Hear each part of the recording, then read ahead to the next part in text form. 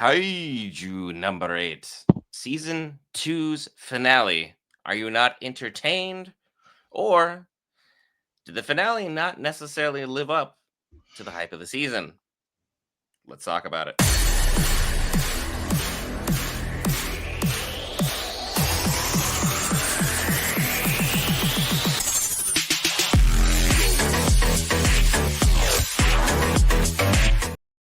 All right, guys, right here back for Geek Variants. Cover all things Marvel, DC, Lord of the Rings, anime, gaming, Star Wars, Magic the Gathering, and more. We cover a lot of stuff. This time, Kaiju number 8, season 2 finale, which for me, I have to say, boy, did that not live up to the hype. But again, boy, does it build intrigue for next season. But leave your thoughts in the comments below. Will your thoughts pertaining to this episode? Look, this episode started off with a bang, literally from Mina with a freaking railgun that's sitting on top of a building, and she is blasting these extra large kaiju out of the water. Like she is just handling business. And for a minute, I'm just like, yo, I'm hyped. I'm enjoying it. Like she is doing work. But as time goes on, and you realize like all these are just the fodder for setting up for the bigger thing.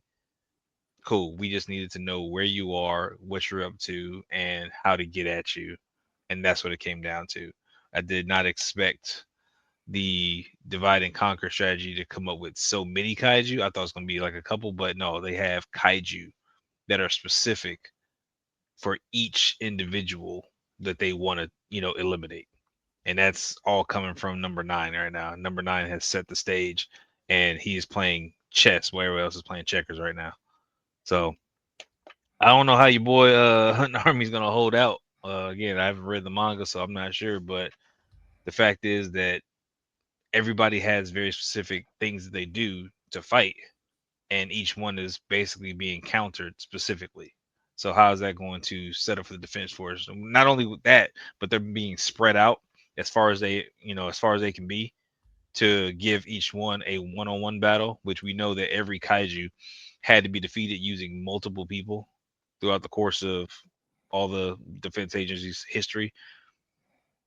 Who's going one on one? I mean, right now Kafka's the only one I know that has the potential to go one on one for sure because we've seen stages of his evolution. Like he's getting better, he's getting more abilities, whatever the case may be. So I believe that's possible in the future for him. But right now, you got everybody else coming in with Narumi, who's fully experienced, but he's been negated. You got uh, Kikaru, who is new to her suit, trying to figure out what to do. You got Hoshina, who is in an argument with his suit half the time about what's going to happen. You got people who are new to their positions as platoon leaders, and you got people who are more or less really good when they're stationary, but how are they going to do when they're on the move, and having a fight. So let's go through each one with Narumi. He's got to deal with a water kaiju. How do you think this is going to fare for him? Because the strategy is really simple, but like next to impossible to execute. Because number 9 has been making his chess moves. What everyone needs to do is get into a position where they can swap. My problem, my weakness isn't the same as your weakness. Your strength can handle my weakness. We need to swap badly and yesterday. Sure, number 9, though, on the other hand, has created this distance, and the last thing these kaiju are going to do, 12, 13, 14, and 15, respectively, is going to let you just swap out because they were designed for this one specific purposes. Even the one that was designed for Kikuru is designed to look like her because the number one thing that torments her is her. Like literally her own demons are staring at her and now she has to deal with all these situations, but trying to get past a water user is not really Narumi's speciality. And while everyone's like Japan has never faced this threat before, everyone keeps forgetting how many prodigies we literally have in this recruiting class. We have 3 different individuals who are literally getting suits to go to work. We still haven't even seen Reno hit the field yet. So it's like we have an ace in the hole that they don't really know about. That's Mm-hmm. something. Kafka has been training and putting in some work. We'll see what Hoshina's been able to do with him, but we see that Hoshina's kind of in a domestic situation, either with his suit or with the kaiju he's fighting. We're not really sure. He's having hands thrown at him, and he's for once actually challenged in this close range combat situation. But we saw literally what the true strength of the defense force was with that little girl in the train station, where she was collecting all these cards. Like, she's like, these were heroes, these were her idols. The strength comes from the people. And then we had the guy from the wedding, and he was like, hey, I'm gonna go ahead and like help out as much as I can. It's not over yet. They're still fighting for us. It's like, as long as people are willing to believe in themselves, we have a chance. But number 9 has definitely stacked the table because we have a close range combatant, we have long range combatants, the water user, and then we have Kikuru's like shadow monster, because that girl's a problem, because Kikuru out here at 84% activated power, the highest it's ever been from a first year student ever, including both of her parents, who are legends, and she's still getting them hands thrown at her like unbelievably. And she's literally admitting, she's like, I'm afraid, I'm scared, this is a problem. It's like, girl, I feel for you, because I can't say here and sit here and like believe I'd be any better, because that I just got kicked into a building. And then next thing you know, she's like, oh, that's a big axe you have. Mine's bigger. I'm like, oh, great. That's awesome. That's exactly what we don't have want to have to deal with right now. But do you want to talk about Tachibana and her come up in this episode? So Tachibana and Rin are dealing with a lot at the moment, and it's kind of hard to see what they're going to do. Again, she being stepped up as platoon leader is one of the biggest things that you know she was going for, and she wanted to really live up to Narumi and everything that Narumi was about. And I think with that being said, and her showing her grit, she's able to push through the fight and do what she can. But people are getting severely injured.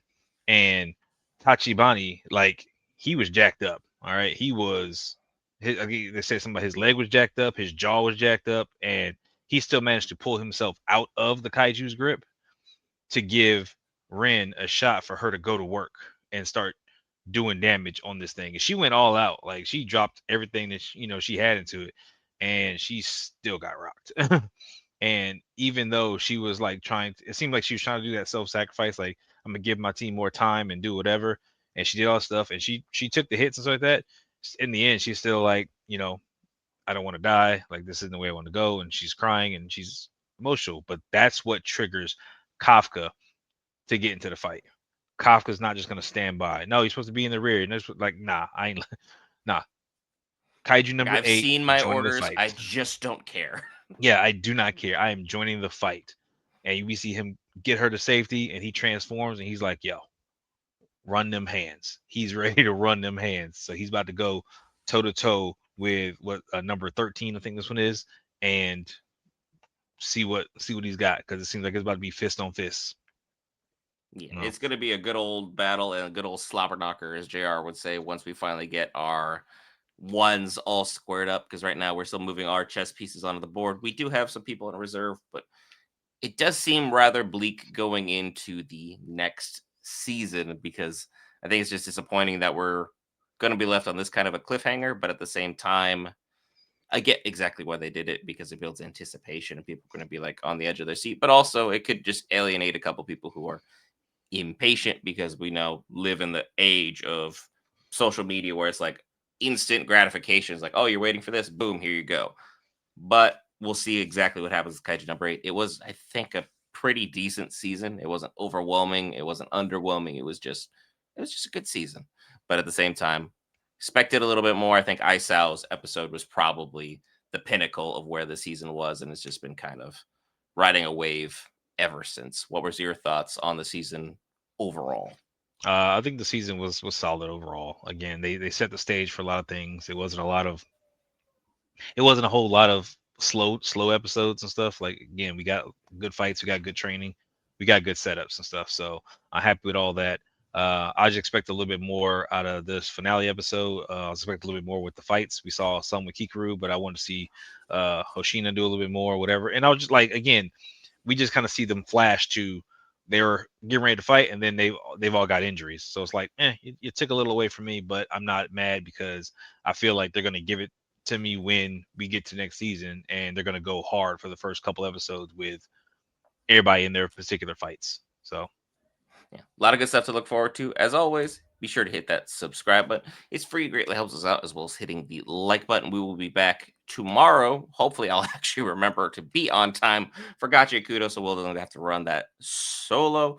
But we have tons more great stuff rolling around for you guys, viewers. Gen V Season 2, rocking and rolling. Peacemaker dropping some haymakers and some crazy shenanigans in its show. So a lot of great stuff rolling around the corner. As always, Tugan Anki is still rocking and rolling as well.